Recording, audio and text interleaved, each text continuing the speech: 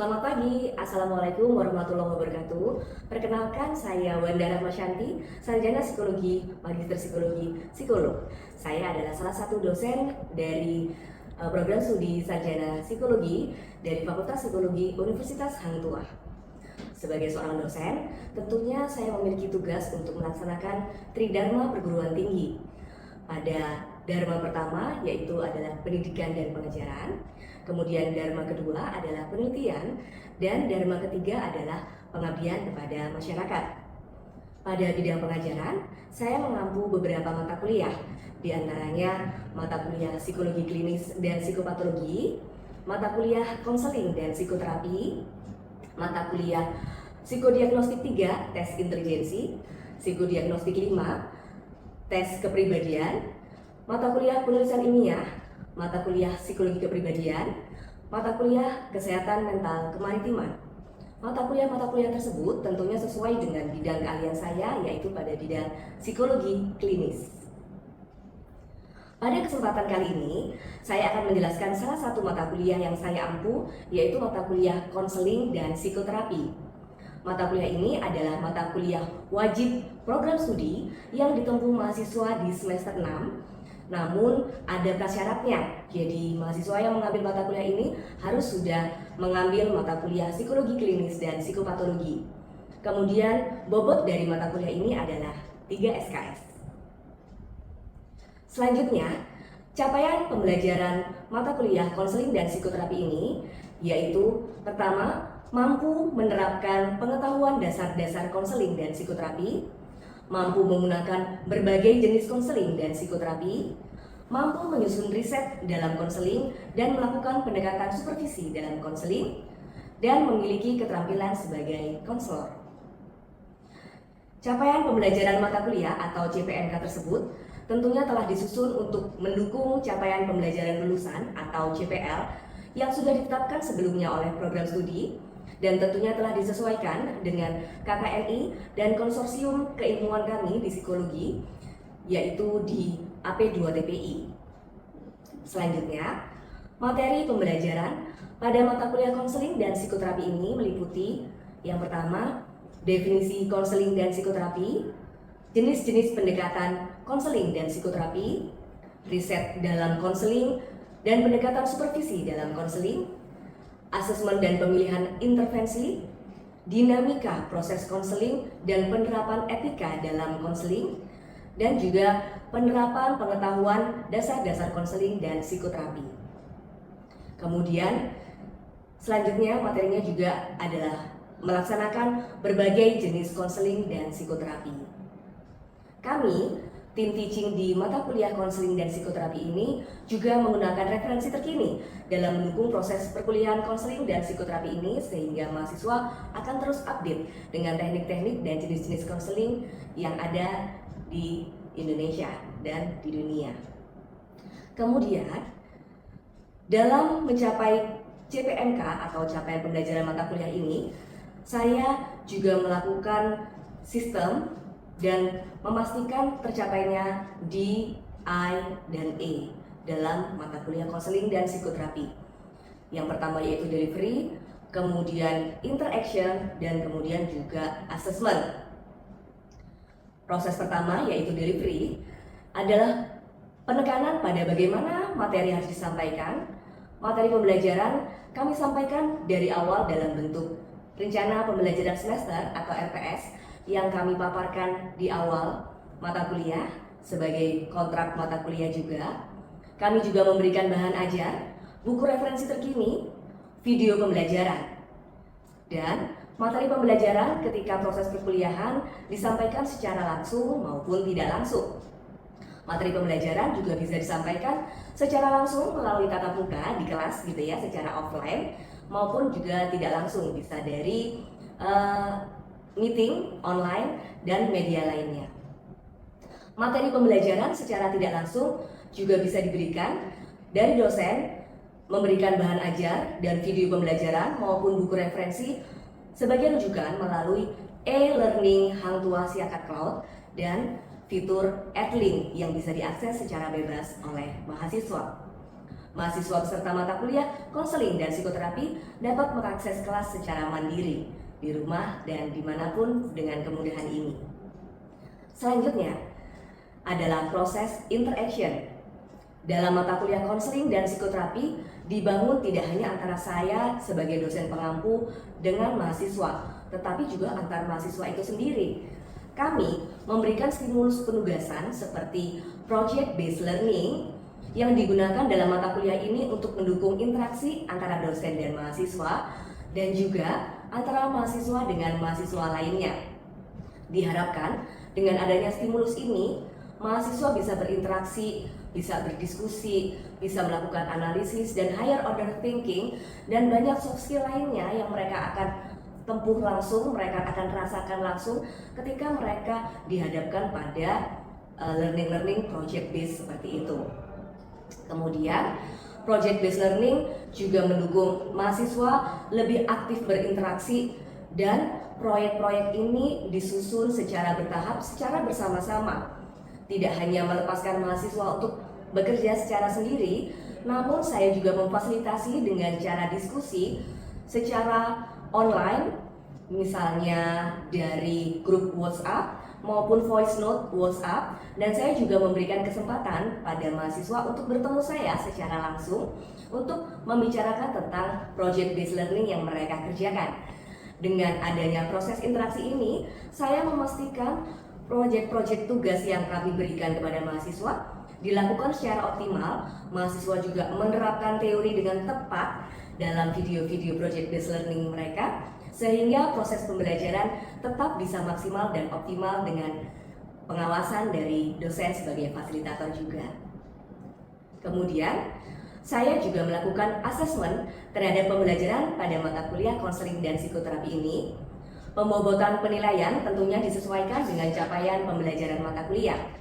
Beberapa bentuk penilaian saya gunakan berupa presentasi, project based learning. Project based learning di mata kuliah ini yang kami tugaskan adalah pembuatan video penerapan konseling, yang mana ini sesuai dengan JPMK mata kuliah ini, yaitu mampu melakukan kegiatan konseling.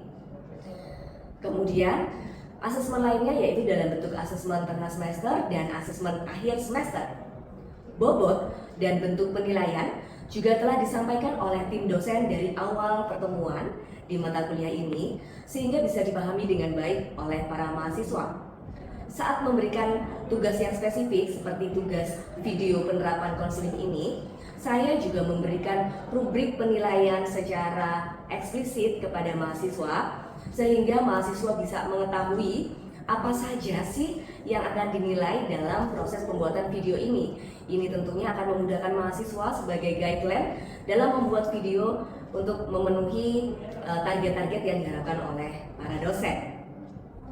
Juga tersampaikan semuanya secara tertulis di dalam RPS dan semuanya bisa diakses sewaktu-waktu oleh para mahasiswa. Hal ini memastikan proses transparansi dan efektivitas dalam pengajaran, pendidikan dalam mata kuliah khususnya konseling dan psikoterapi ini. Demikian penjelasan proses pembelajaran mata kuliah konseling dan psikoterapi yang saya ambil. Berikutnya, saya akan menampilkan proses pembelajaran mata kuliah konseling dan psikoterapi yang nantinya akan dilaksanakan dalam video meeting online dan sudah dalam pemaparan project based learning mahasiswa. Adapun mata kuliah ini sudah mencapai di mata kuliah pertemuan tatap muka yang agak besar, yaitu minggu ke-15, sehingga sudah sampai di proses penerapan dari video konseling dan psikoterapi. Demikian penjelasan dari saya, kurang dan lebihnya mohon maaf. Terima kasih. Wassalamualaikum warahmatullahi wabarakatuh. Oke, selamat sore semuanya. Assalamualaikum warahmatullahi wabarakatuh. Waalaikumsalam. Warahmatullahi wabarakatuh. Oke, kedengaran ya suara saya. Oke teman-teman, kita udah masuk ke minggu ke-14 nih. Oke, kita udah masuk ke minggu ke-14 ya teman-teman ya. Masih ingat minggu ke-13 kemarin materinya apa teman-teman? Tentang teori eksistensial, Ibu. Oke, teori ya, teori eksistensial. Dan di minggu ke-14 ini kita akan melanjutkan ya. Saya izin share screen dulu. Oke, apakah slide saya terlihat teman-teman? Iya, Ibu. Oke, siap. Oke, kita di minggu ke-14 ini udah minggu ke-15, mohon maaf ya. Salah nih ya. Di capaian pelajarannya di pertemuan ini adalah mampu mengaplikasikan konseling eksistensial sebagai salah satu teknik psikoterapi gitu ya. Dan kita udah bahas teorinya di minggu kemarin, cuma saya review sedikit ya teman-teman, karena nanti kita akan langsung ke penerapan dari video konseling psikoterapi ini. Jadi dari eksistensial sendiri merupakan pendekatan psikoterapeutik yang menangani masalah, yaitu membantu klien menghadapi isu-isu mendasar tentang eksistensinya, yaitu kecemasan, keputusasaan, kematian, kesepian, keterasingan, dan ketanpaartian.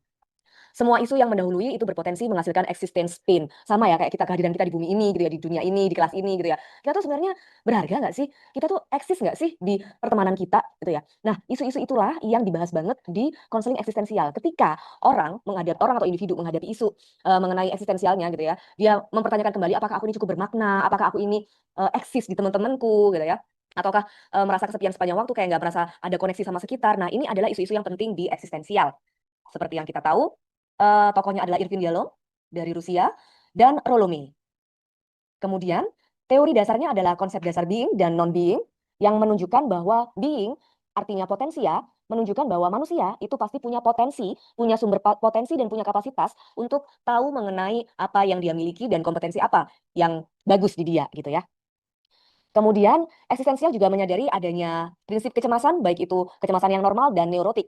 Ketika individu merasakan kecemasan dalam hal yang masih normal, dalam batas normal, maka itu masih bagus. Namun ketika kecemasannya sudah neurotik, nah ini yang perlu diwaspadai sehingga perlu mendapatkan konseling atau penanganan yang lebih lanjut. Oke, maka dalam konseling eksistensial, para konselor itu perlu melihat gitu ya kecemasan apa sih yang dimiliki oleh kliennya itu ya inti dari terapi ini dan tujuannya juga akhirnya melihat bagaimana klien mengalami krisis eksistensi kemudian berusaha mendorong klien untuk melihat kompetensi yang dia miliki eksistensinya dia itu di bidang apa dan ini yang akan menjadi kekuatannya si klien begitu ya. Nah, ini proses terapinya ada proses kreatif, kemudian menuliskan arti dan percaya kepada klien bahwa dia punya potensi setiap klien seperti itu.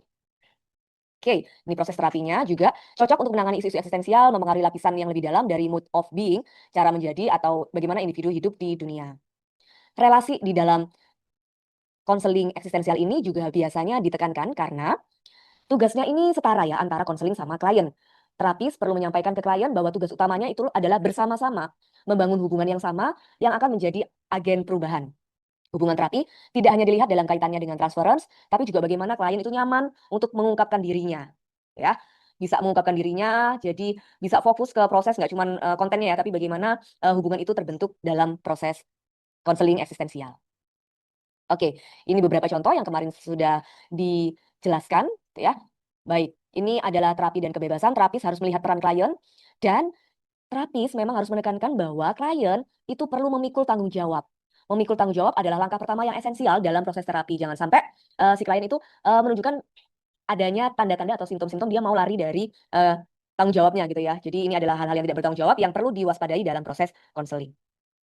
Ini proses terapinya dan terapi isolasi. Oke.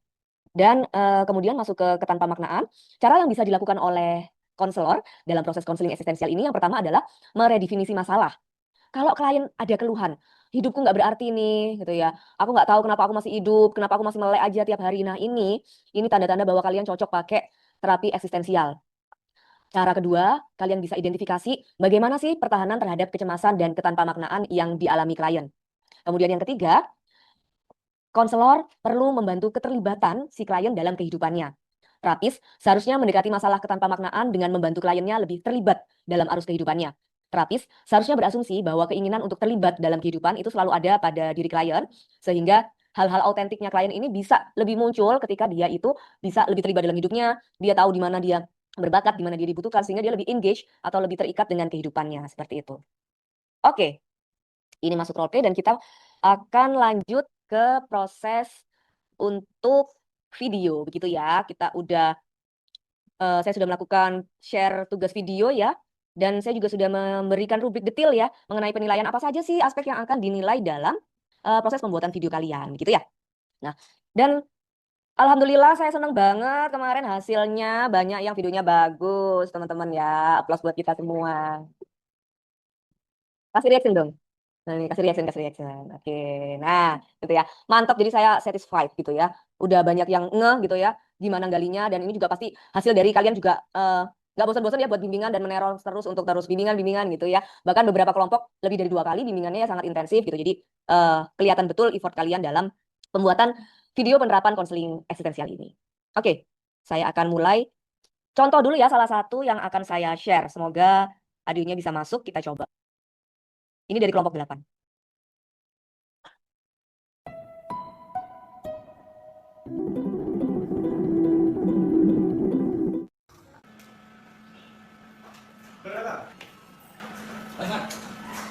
Gimana? Kenapa? Apa ini? Enggak, jadi gas. Betul. Kenapa? Apa itu besok? Tugas kemarin. Ada kemarin? Belum saya. Belum. Nah, kamu udah berpikiran itu? Kenapa? Ada bukan hidup yang terburat itu. Kenapa? Tidak tahu. Merasa. Jadi kalah semua. Kalah. Kamu yakin itu kalah? Mereka. Tidak. Bingung. Bingung. Merasa. Kosong. Oh, baru tidak selesai. Jadi lain.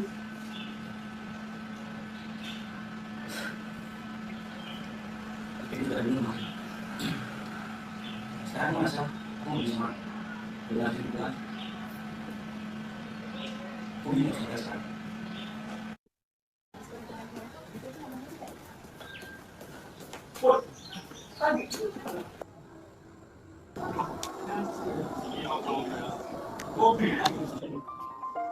Kak, kamu ini kenapa sih selalu nyari aku sendiri? Salah. Aku cuma butuh waktu. Aku cuma butuh uang. Bukan berarti aku gak sayang sama kamu. Ya, tapi kan kalau kamu dibilang kayak gini terus ya gimana, Rak? Kita ini apa sih sebenarnya? Kita ini pacaran memang. Tapi Aku juga mau kali kan kamu berbagi ke aku. Aku juga berbagi ke Rak. ya apa kamu? Aku tahu aku sudah bisa. Tapi kalau kamu gak akan berbagi, cuma berbagi kebahagiaan aja terus buat apa? Salah. Bukan karena aku gak sayang kamu. Buat itu berbagi sakit dan bahagia juga. Kamu nih masih anak gimana sih? Aku nggak tahu, Sam. Aku minta maaf. Capek sama kamu udah. Saya juga. Aku cuma kasih orang. Apa aku sama dia sini? Biar semuanya langsung selesai. Oh, Rak, kamu ngapain? Dengerin aku. Semua bisa sampai di titik ini. Tapi nggak semuanya bisa sampai dengan menggunakan jalan yang baik. Kamu tuh bisa. Udah, bro. Kamu tuh nggak harus ganggu semuanya sendiri. Kamu tuh bisa ganggu semuanya sendiri. Ada aku. Ada yang lain. Bisa. Kamu udah ada nggak? Hah? Ngapain? Kenapa datang pagi-pagi ini? Kumpul. Begini aja. Kenapa? Kamu masih mikirin kemarin? Aku bingung. Bingung apa? Sekarang aku sampai putus. Iya. Kamu merasa kosong. Iya. Kamu tidak punya pengumuman. Ya. Aku akan selalu ada buat kamu. Ya. Ya. Kamu merasa kamu kayaknya butuh kayak yang lebih aktif daripada aku. Kamu perlu bicara, luapin. Kamu kalau kayak gini terus, aku takut kamu kenapa-napa. Dengerin aku, Pak. Kamu harus ke psikolog. Beneran ke psikolog ya? Aku tahu dia coba aja. Barangkali dari sini aku bisa menjawab atas pertanyaanku.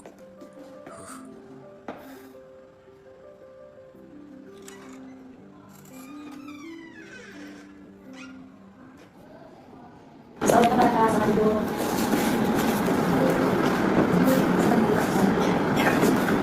Boleh posisinya siang kakak. Jadi terima kasih kakak sudah di pada ini. Sebelumnya izinkan bertanya gimana nih perasaan kakak pada ini. Saya sedih. Terima kasih. Oke, baik kakak. Terima kasih yang saya bingung ya. Dari tadi kalau tahu kesini datang ke siapa? Saya sendiri. Sini kesini ya, naik motor atau naik mobil?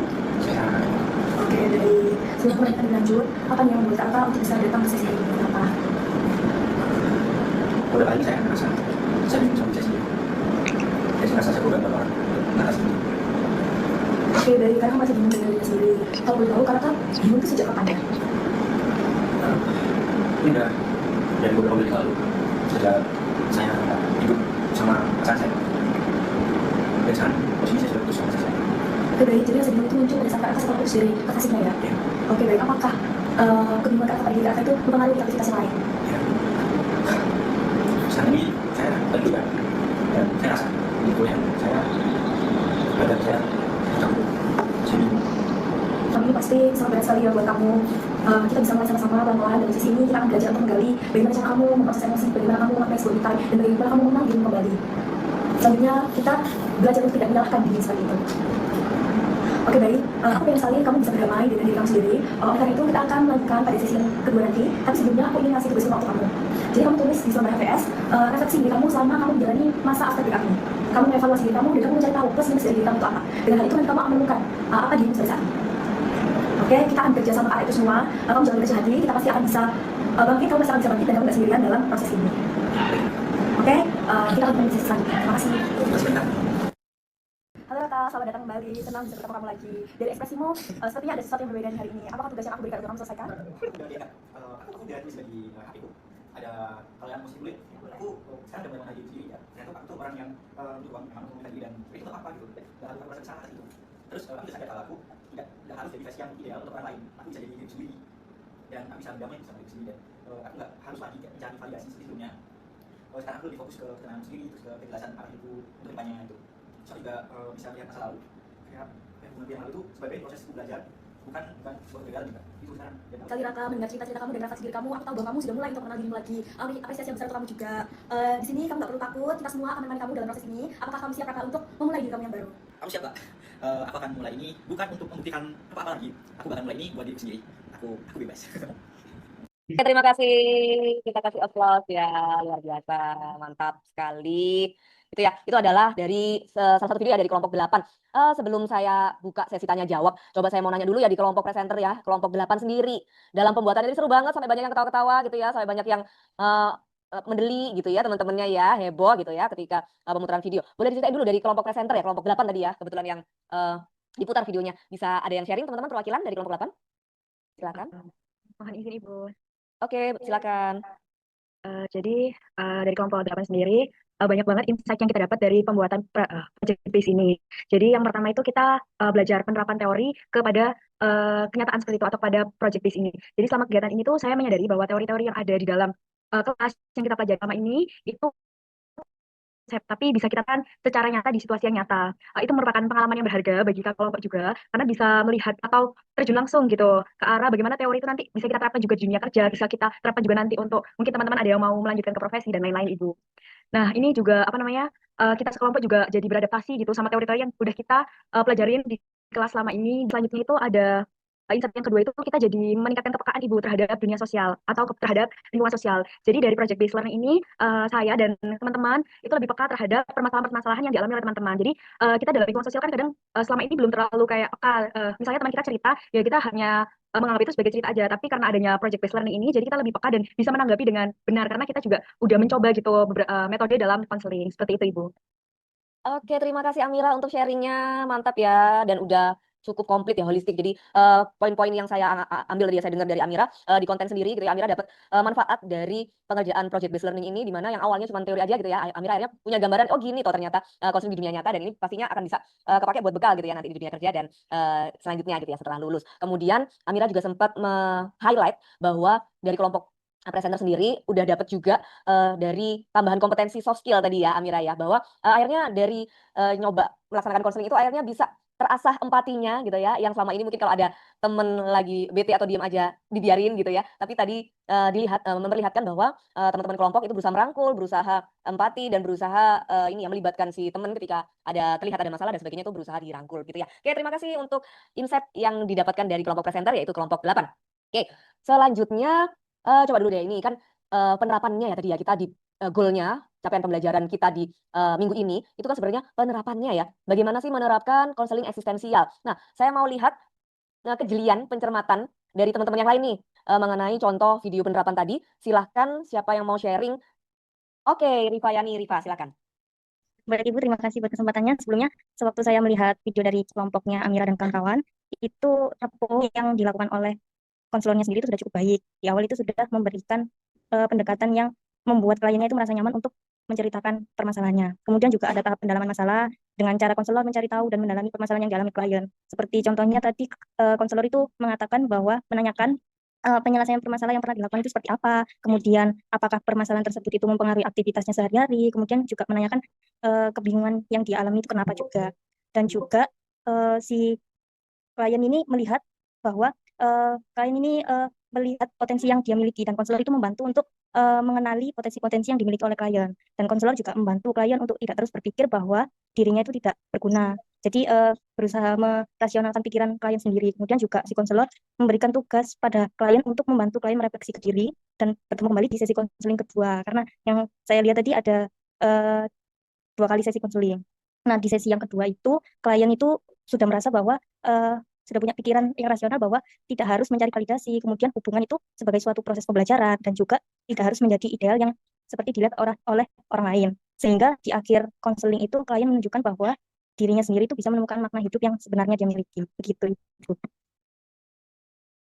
Oke, terima kasih Mbak Rifa untuk insight yang didapatkan dan analisis dari penerapan kasus video penerapan konseling eksistensial. Sudah cukup komplit juga ya Mbak Rifa menjelaskan dari mulai repu sudah kelihatan gitu ya, peran konselor di konseling eksistensial itu untuk membantu si klien menemukan sendiri eksistensi dan makna hidupnya juga sudah dicermati. Kemudian sesi juga sudah dicermati oleh Mbak Rifa sampai ke insight terakhir yang didapatkan klien juga sudah disebutkan oleh Mbak Rifa ya.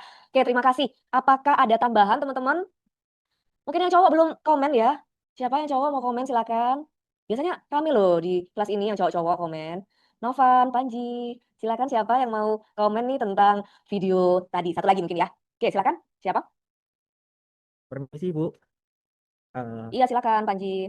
Baik Ibu, saya izin mengomentari Ibu. Em, dalam video tadi itu kelompoknya Asparan dan teman-teman ini sudah cukup memberikan gambaran gitu ya Ibu berkaitan dengan krisis eksistensial ya Ibu. Cukup jelas, bahkan cukup berkesan juga bagi saya sendiri, di mana memang terkadang itu beberapa hal berkaitan dengan percintaan ini kadang diremehkan Ibu, dan topik yang diangkat ini cukup hangat juga mungkin untuk kita semua kalangan mahasiswa, karena sesuai dengan apa yang tadi telah disampaikan dalam video ini, itu hal yang perlu diperhatikan juga gitu, dan banyak dari antara kita itu juga jarang yang berani untuk psikolog karena hal tersebut gitu. Dan untuk berkaitan dengan tahap konselingnya itu eh, konselor sudah menjalankan tugasnya dengan baik Ibu, dengan tetap memberikan afirmasi positif kepada eh, klien, di mana klien tadi itu sudah pada awalnya itu seperti pesimistis banget, kelihatan bahwa dia itu depresi karena permasalahannya, dan pada saat itu klien maksud saya konselor itu dapat menunjukkan empatinya Ibu, dan mampu untuk mengarahkan dan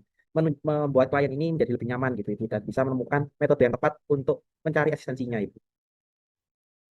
Demikian Ibu. Oke, terima kasih Mas Panji untuk reviewnya juga analisisnya juga yang sudah dilakukan untuk kelompok eksistensial tadi. Oke, saya masuk ke sesi penutup teman-teman. Jadi demikian untuk mata kuliah konseling dan psikoterapi di pertemuan ke-15 ini, yaitu penerapan video penerapan konseling eksistensial, di mana kelompok 8 sudah menjadi salah satu contoh yang menerapkan konseling eksistensial, di mana dalam kelompok sudah menunjukkan beberapa step atau fase yang mesti ada di dalam konseling eksistensial, seperti pendalaman kasus yang sudah terlihat jelas. Jadi tadi konselor menanyakan dan mendalami kasus yang diceritakan oleh klien, tidak hanya langsung menerima apa yang diceritakan oleh klien. Kemudian terlihat juga konselor melakukan redefinisi masalah, sehingga dengan tahap ini maka konselor dan klien itu ada di state yang sama untuk melanjutkan ke proses step atau langkah di konseling selanjutnya. Kemudian di sesi kedua tadi bahkan sudah terlihat perubahan ekspresi gitu ya dari si kliennya, lebih ringan, lebih santai setelah sebelumnya juga diberi penjelasan gitu ya dari konselornya, menunjukkan ada suasana hati yang lebih riang gitu ya di pertemuan kedua.